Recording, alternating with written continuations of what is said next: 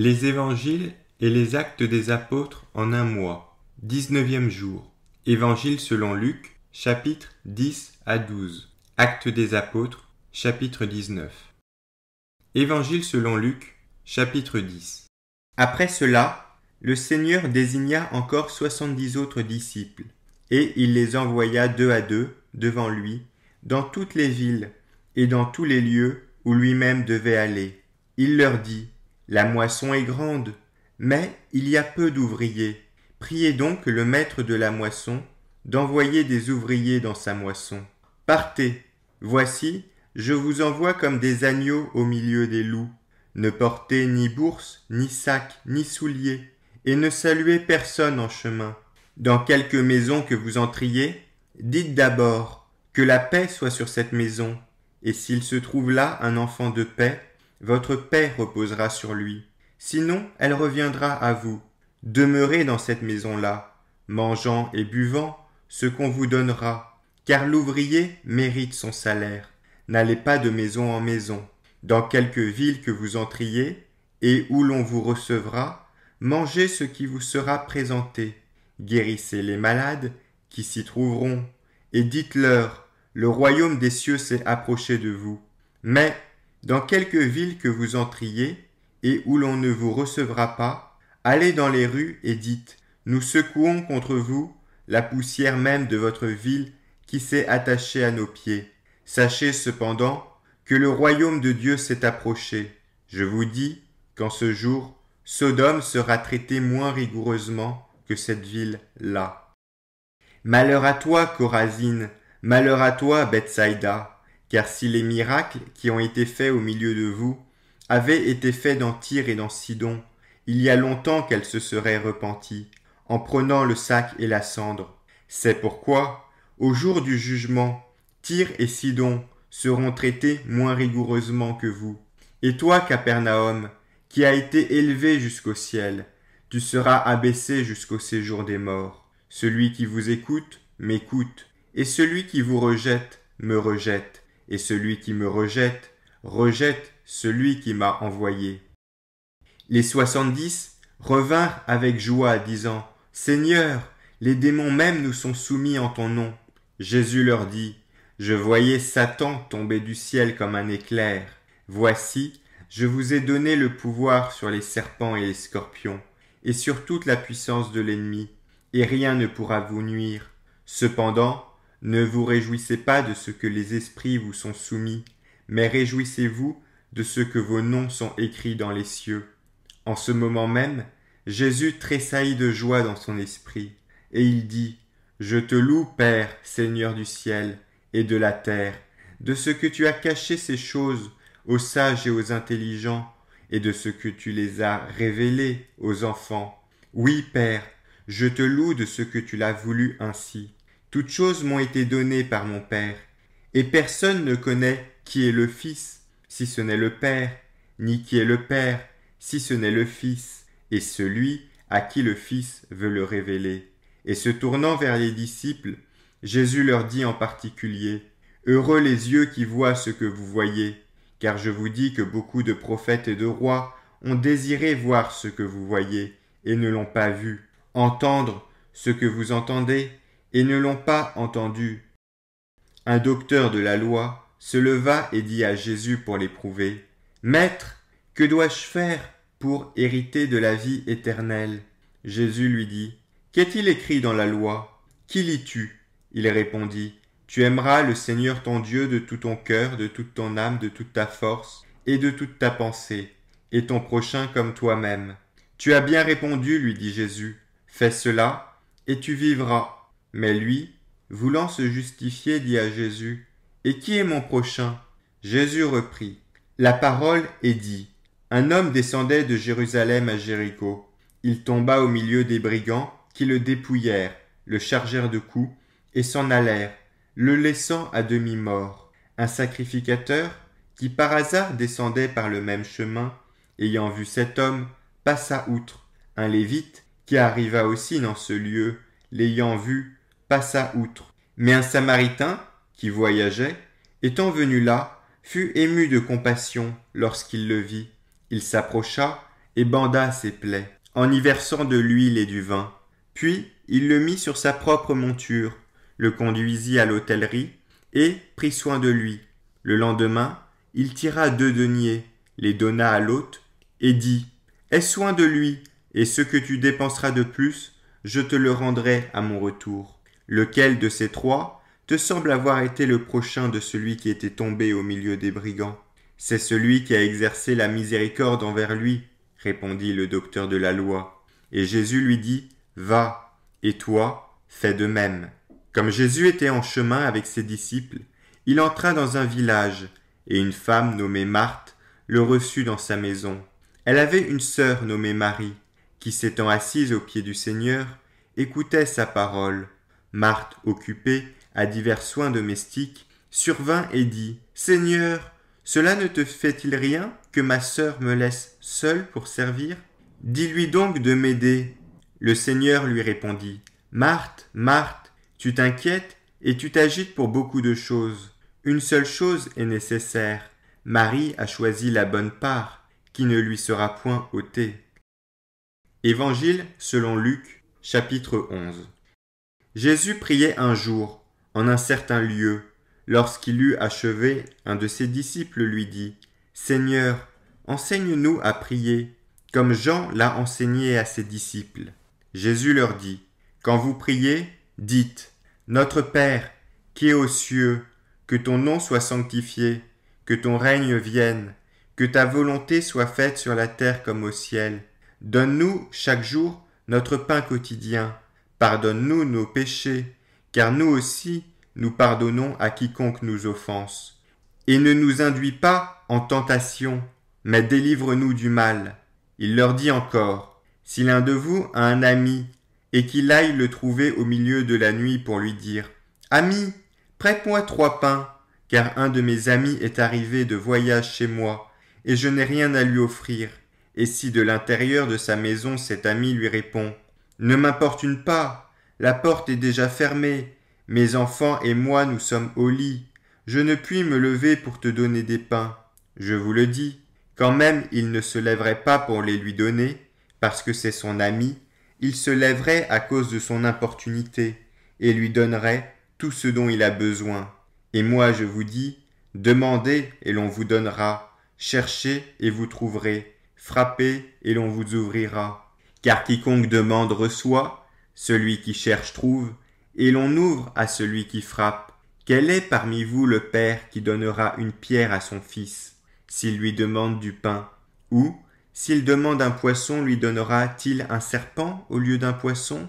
Ou, s'il demande un œuf, lui donnera-t-il un scorpion? Si donc, méchants comme vous l'êtes, vous savez donner de bonnes choses à vos enfants, à combien plus forte raison le Père céleste donnera-t-il le Saint-Esprit à ceux qui le lui demandent? Jésus chassa un démon qui était muet. Lorsque le démon fut sorti, le muet parla, et la foule fut dans l'admiration. Mais quelques-uns dirent, « C'est par Belzébul, le prince des démons, qu'il chasse les démons. » Et d'autres, pour l'éprouver, lui demandèrent un signe venant du ciel. Comme Jésus connaissait leurs pensées, il leur dit, « Tout royaume divisé contre lui-même est dévasté, et une maison s'écroule sur une autre. Si donc Satan est divisé contre lui-même, comment son royaume subsistera-t-il, puisque vous dites que je chasse les démons par Belzébul? Et si moi je chasse les démons par Belzébul, vos fils, par qui les chassent-ils? C'est pourquoi ils seront eux-mêmes vos juges. Mais si c'est par le doigt de Dieu que je chasse les démons, le royaume de Dieu est donc venu vers vous. Lorsqu'un homme fort et bien armé garde sa maison, ce qu'il possède est en sûreté. Mais si un plus fort que lui survient et le dompte, il lui enlève toutes les armes dans lesquelles il se confiait, et il distribue ses dépouilles. Celui qui n'est pas avec moi est contre moi, et celui qui n'assemble pas avec moi disperse. Lorsque l'esprit impur est sorti d'un homme, il va dans des lieux arides pour chercher du repos. N'en trouvant point, il dit « Je retournerai dans ma maison, d'où je suis sorti. » Et quand il l'arrive, il la trouve balayée et ornée. Alors il s'en va, et il prend 7 autres esprits, plus méchants que lui. Ils entrent dans la maison, s'y établissent, et la dernière condition de cet homme est pire que la première. Tandis que Jésus parlait ainsi, une femme, élevant la voix du milieu de la foule, lui dit « Heureux le sein qui t'a porté, heureuses les mamelles qui t'ont allaité. » Et Jésus répondit « Heureux plutôt ceux qui écoutent la parole de Dieu et ceux qui la gardent. » Comme le peuple s'amassait en foule, Jésus se mit à dire « Cette génération est une génération méchante, elle demande un miracle, il ne lui sera donné d'autre miracle que celui de Jonas. Car de même que Jonas fut un signe pour les Ninivites, de même le Fils de l'homme en sera un pour cette génération. La reine du Midi se lèvera au jour du jugement avec les hommes de cette génération et les condamnera, parce qu'elle vint des extrémités de la terre pour entendre la sagesse de Salomon. Et voici ici, il y a plus que Salomon. Les hommes de Ninive se lèveront au jour du jugement avec cette génération et la condamneront, parce qu'ils se repentirent à la prédication de Jonas. Et voici ici, il y a plus que Jonas. Personne n'allume une lampe pour la mettre dans un lieu caché ou sous le boisseau, mais on la met sur le chandelier, afin que ceux qui entrent voient la lumière. Ton œil est la lampe de ton corps. Lorsque ton œil est en bon état, tout ton corps est éclairé. Mais lorsque ton œil est en mauvais état, ton corps est dans les ténèbres. Prends donc garde que la lumière qui est en toi ne soit ténèbres. Si donc tout ton corps est éclairé, n'ayant aucune partie dans les ténèbres, il sera entièrement éclairé, comme lorsque la lampe t'éclaire de sa lumière. Pendant que Jésus parlait, un pharisien le pria de dîner chez lui. Il entra et se mit à table. Le pharisien vit avec étonnement qu'il ne s'était pas lavé avant le repas. Mais le Seigneur lui dit, « Vous, pharisiens, vous nettoyez le dehors de la coupe et du plat, et votre intérieur est plein de rapine et de méchanceté. Insensé, celui qui a fait le dehors, n'a-t-il pas fait aussi le dedans? Donnez plutôt en aumône ce que vous avez, et voici, toutes choses seront pures pour vous. Mais malheur à vous, pharisiens, parce que vous payez la dîme de la menthe, de la rue et de toutes les herbes, et que vous négligez la justice et l'amour de Dieu. C'est là ce qu'il fallait pratiquer, sans omettre les autres choses. Malheur à vous, pharisiens, parce que vous aimez les premiers sièges dans les synagogues et les salutations dans les places publiques. Malheur à vous, parce que vous êtes comme les sépulcres, qui ne paraissent pas et sur lesquels on marche sans le savoir. » Un des docteurs de la loi prit la parole et lui dit, « Maître, en parlant de la sorte, c'est aussi nous que tu outrages. » Et Jésus répondit, « Malheur à vous aussi, docteurs de la loi, parce que vous chargez les hommes de fardeaux difficiles à porter, et que vous ne touchez pas vous-même de l'un de vos doigts. Malheur à vous, parce que vous bâtissez les tombeaux des prophètes que vos pères ont tués. Vous rendez donc témoignage aux œuvres de vos pères, et vous les approuvez, car eux, ils ont tué les prophètes, et vous, vous bâtissez leurs tombeaux. C'est pourquoi la sagesse de Dieu a dit, « Je leur enverrai des prophètes et des apôtres, ils tueront les uns et persécuteront les autres, afin qu'il soit demandé compte à cette génération du sang de tous les prophètes qui a été répandu depuis la création du monde, depuis le sang d'Abel jusqu'au sang de Zacharie, tué entre l'autel et le temple. Oui, je vous le dis, il en sera demandé compte à cette génération. Malheur à vous, docteurs de la loi, parce que vous avez enlevé la clé de la science, vous n'êtes pas entrés vous-même, et vous avez empêché d'entrer ceux qui le voulaient. » Quand Jésus fut sorti de là, les scribes et les pharisiens commencèrent à le presser violemment et à le faire parler sur beaucoup de choses, lui tendant des pièges, pour surprendre quelques paroles sorties de sa bouche, pour avoir de quoi l'accuser. Évangile selon Luc, chapitre 12. Sur ces entrefaites, les gens s'étant rassemblés par milliers, au point de se fouler les uns les autres, Jésus se mit à dire à ses disciples, « Avant tout, gardez-vous du levain des pharisiens, qui est l'hypocrisie. Il n'y a rien de caché qui ne doive être découvert, ni de secret qui ne doive être connu. C'est pourquoi tout ce que vous aurez dit dans les ténèbres sera entendu dans la lumière, et ce que vous aurez dit à l'oreille dans les chambres sera prêché sur les toits. Je vous le dis à vous qui êtes mes amis, ne craignez pas ceux qui tuent le corps, et qui, après cela, ne peuvent rien faire de plus. Je vous montrerai qui vous devez craindre. Craignez celui qui, après avoir tué, a le pouvoir de jeter dans la géhenne. Oui, je vous le dis, c'est lui que vous devez craindre. Ne vend-on pas 5 passereaux pour 2 sous? Cependant, pas un d'eux n'est oublié devant Dieu, et même les cheveux de votre tête sont tous comptés. Ne craignez donc point, vous valez plus que beaucoup de passereaux. Je vous le dis, quiconque me confessera devant les hommes, le Fils de l'homme le confessera aussi devant les anges de Dieu. Mais celui qui me reniera devant les hommes sera renié devant les anges de Dieu. Et quiconque parlera contre le Fils de l'homme, il lui sera pardonné. Mais à celui qui blasphémera contre le Saint-Esprit, il ne sera point pardonné. Quand on vous mènera devant les synagogues, les magistrats et les autorités, ne vous inquiétez pas de la manière dont vous vous défendrez, ni de ce que vous direz, car le Saint-Esprit vous enseignera à l'heure même ce qu'il faudra dire. Quelqu'un dit à Jésus, du milieu de la foule, « Maître, dis à mon frère de partager avec moi notre héritage. » Jésus lui répondit, « Ô homme, qui m'a établi pour être votre juge ou pour faire vos partages ?» Puis il leur dit, « Gardez-vous avec soin de toute avarice, car la vie d'un homme ne dépend pas de ses biens, fût-il dans l'abondance. » Et Jésus leur dit cette parabole. Les terres d'un homme riche avaient beaucoup rapporté, et il raisonnait en lui-même, disant, « Que ferai-je, car je n'ai pas de place pour serrer ma récolte. Voici, dit-il, ce que je ferai. J'abattrai mes greniers, j'en bâtirai de plus grands. J'y amasserai toute ma récolte et tous mes biens. Et je dirai à mon âme, tu as beaucoup de biens en réserve pour plusieurs années.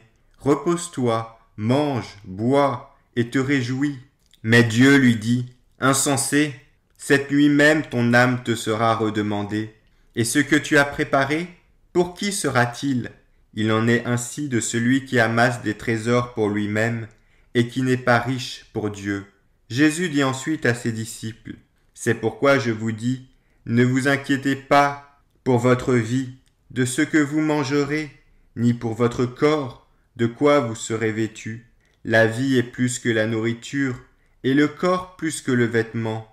Considérez les corbeaux, ils ne sèment ni ne moissonnent, ils n'ont ni cellier ni grenier, et Dieu les nourrit. Combien ne valez-vous pas plus que les oiseaux? Qui de vous, par ses inquiétudes, peut ajouter une coudée à sa taille? Si donc vous ne pouvez pas, même la moindre chose, pourquoi vous inquiétez-vous du reste? Considérez comment croissent les lys. Ils ne travaillent ni ne filent. Cependant, je vous dis que Salomon même, dans toute sa gloire, n'a pas été vêtu comme l'un d'eux. Si Dieu revêt ainsi l'herbe qui est aujourd'hui dans les champs et qui demain sera jetée au four, à combien plus forte raison ne vous vêtira-t-il pas, gens de peu de foi? Et vous, ne cherchez pas ce que vous mangerez et ce que vous boirez, et ne soyez pas inquiets, car toutes ces choses, ce sont les païens du monde qui les recherchent. Votre Père sait que vous en avez besoin. Cherchez plutôt le royaume de Dieu, et toutes choses vous seront données par-dessus. Ne crains point, petit troupeau, car votre Père a trouvé bon de vous donner le royaume. Vendez ce que vous possédez, et donnez-le en aumône. Faites-vous des bourses qui ne s'usent point, un trésor inépuisable dans les cieux, où le voleur n'approche point, et où la teigne ne détruit point. Car là où est votre trésor, là aussi sera votre cœur. Que vos reins soient sains, et vos lampes allumées. Et vous, soyez semblables à des hommes qui attendent que leur maître revienne des noces, afin de lui ouvrir dès qu'il arrivera, et frappera. Heureux ces serviteurs que le maître, à son arrivée, trouvera veillant. Je vous le dis, en vérité, il se scindra, les fera mettre à table, et s'approchera pour les servir. Qu'il arrive à la 2e ou à la 3e veille, heureux ces serviteurs s'il les trouve veillants. Sachez-le bien, Si le maître de la maison savait à quelle heure le voleur doit venir, il veillerait et ne laisserait pas percer sa maison. Vous aussi tenez-vous prêts, car le Fils de l'homme viendra à l'heure où vous n'y penserez pas. » Pierre lui dit, « Seigneur, est-ce à nous ou à tous que tu adresses cette parabole ?» Et le Seigneur dit, « Quel est donc l'économe fidèle et prudent, que le maître établira sur ses gens pour leur donner la nourriture au temps convenable. Heureux ce serviteur, que son maître, à son arrivée, trouvera faisant ainsi. Je vous le dis en vérité, il l'établira sur tous ses biens. Mais si ce serviteur dit en lui-même, « Mon maître tarde à venir », s'il se met à battre les serviteurs et les servantes, à manger, à boire et à s'enivrer, le maître de ce serviteur viendra le jour où il ne s'y attend pas, et à l'heure qu'il ne connaît pas, il le mettra en pièces et lui donnera sa part avec les infidèles. Le serviteur qui, ayant connu la volonté de son maître, n'a rien préparé et n'a pas agi selon sa volonté, sera battu d'un grand nombre de coups. Mais celui qui, ne l'ayant pas connu, a fait des choses dignes de châtiment, sera battu de peu de coups. On demandera beaucoup à qui l'on a beaucoup donné, et l'on exigera davantage de celui à qui l'on a beaucoup confié. Je suis venu jeter un feu sur la terre, et qu'ai-je à désirer s'il est déjà allumé? Il est un baptême dont je dois être baptisé, et combien il me tarde qu'il soit accompli. Pensez-vous que je sois venu apporter la paix sur terre? Non, vous dis-je, mais la division, car désormais 5 dans une maison seront divisés, 3 contre 2, et 2 contre 3, le père contre le fils, et le fils contre le père, la mère contre la fille, et la fille contre la mère, la belle-mère contre la belle-fille, et la belle-fille contre la belle-mère. Jésus dit encore aux foules, « Quand vous voyez un nuage se lever à l'Occident, vous dites aussitôt, la pluie vient, et il arrive ainsi. Et quand vous voyez souffler le vent du midi, vous dites, il fera chaud, et cela arrive. Hypocrite, vous savez discerner l'aspect de la terre et du ciel. Comment ne discernez-vous pas ces temps-ci? Et pourquoi ne discernez-vous pas de vous-même ce qui est juste? Lorsque tu vas avec ton adversaire devant le magistrat, tâche en chemin de te dégager de lui, de peur qu'il ne te traîne devant le juge, que le juge ne te livre à l'officier de justice, et que celui-ci ne te mette en prison. Je te le dis, tu ne sortiras pas de là, que tu n'aies payé jusqu'à la dernière pique. Actes des Apôtres, chapitre 19. Pendant qu'Apollos était à Corinthe, Paul, après avoir parcouru les hautes provinces de l'Asie, arriva à Éphèse. Ayant rencontré quelques disciples, il leur dit, « Avez-vous reçu le Saint-Esprit quand vous avez cru ?» Ils lui répondirent, « Nous n'avons même pas entendu dire qu'il y ait un Saint-Esprit. » Il dit, « De quel baptême avez-vous donc été baptisés ?»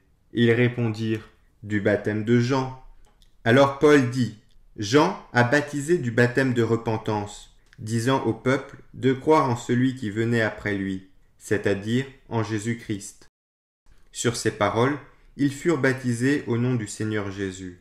Lorsque Paul leur eut imposé les mains, le Saint-Esprit vint sur eux, et ils parlaient en langue et prophétisaient. Ils étaient environ, en tout, 12 hommes. Ensuite, Paul entra dans la synagogue où il parla librement.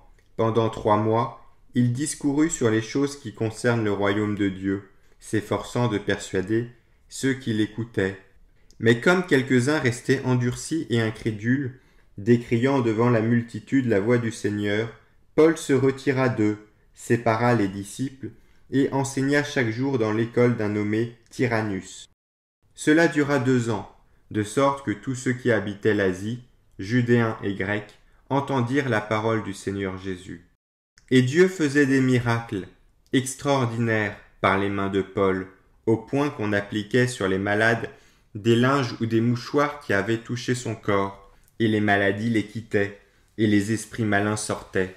Quelques exorcistes judéens ambulants essayèrent d'invoquer sur ceux qui avaient des esprits malins le nom du Seigneur Jésus en disant « Je vous conjure par Jésus que Paul prêche ». Ceux qui faisaient cela étaient 7 fils de Séva, judéens, l'un des principaux sacrificateurs. L'esprit malin leur répondit « Je connais Jésus, et je sais qui est Paul. » Mais vous, qui êtes-vous » Et l'homme dans lequel était l'esprit malin s'élança sur eux, s'en rendit maître et les maltraita, de telle sorte qu'ils s'enfuirent de cette maison nus et blessés. Cela fut connu de tous les Judéens et de tous les Grecs qui demeuraient à Éphèse, et la crainte s'empara de tous. Et le nom du Seigneur Jésus était glorifié. Plusieurs de ceux qui avaient cru venaient confesser et déclarer ce qu'ils avaient fait, et un certain nombre de ceux qui avaient exercé les arts magiques, ayant apporté leurs livres, les brûlèrent devant tout le monde. On en estima la valeur à 50 000 pièces d'argent. C'est ainsi que la parole du Seigneur croissait en puissance et en force. Après que ces choses se furent passées, Paul forma le projet d'aller à Jérusalem, en traversant la Macédoine et l'Achaïe. Quand j'aurai été là, se disait-il, il faut aussi que je voie Rome. Il envoya en Macédoine 2 de ses aides, Timothée et Éraste, et il resta lui-même quelque temps encore en Asie. Il survint à cette époque un grand trouble au sujet de la voie du Seigneur. Un nommé Démétrius, orfèvre, fabriquait en argent des temples de Diane et procurait à ses ouvriers un gain considérable. Il les rassembla avec ceux du même métier et dit « Ô hommes, vous savez que notre bien-être dépend de cette industrie, et vous voyez et entendez que non seulement à Éphèse, mais dans presque toute l'Asie, ce Paul a persuadé et détourné une foule de gens en disant que les dieux faits de main d'homme ne sont pas des dieux. Le danger qui en résulte, ce n'est pas seulement que notre industrie ne tombe en discrédit, c'est encore que le temple de la grande déesse Diane ne soit tenu pour rien, et même que la majesté de celle-ci, qui est révérée dans toute l'Asie et dans le monde entier, ne soit réduite au néant. » Ces paroles, les ayant remplis de colère, ils se mirent à crier « Grande est la Diane des Éphésiens !» Toute la ville fut dans la confusion. Ils se précipitèrent tous ensemble au théâtre, entraînant avec eux Gaius et Aristarque, macédoniens, compagnons de voyage de Paul.